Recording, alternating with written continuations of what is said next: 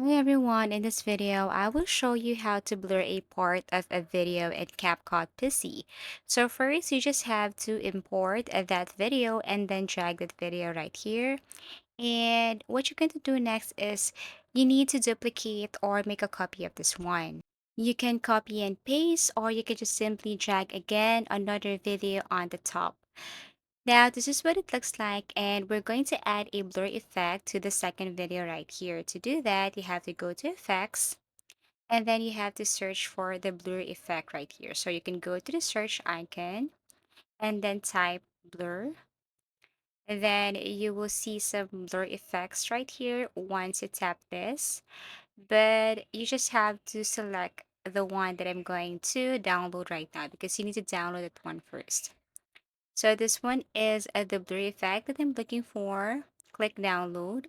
Once downloaded, you have to click this and drag this to the center of the video. Make sure it's inside the video. You put the effect inside the video right here.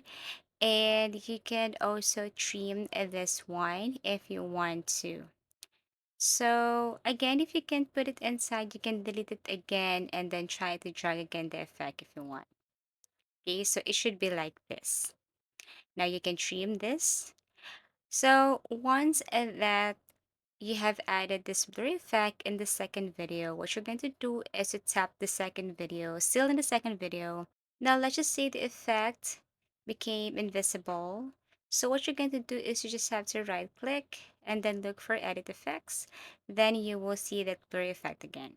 Okay, so the next thing to do is to click this, go to video, go to mask, and then look for the specific shape that you want to use. For example, I just want to blur the face of this woman right here, so I can choose the circle shape. This is what it looks like.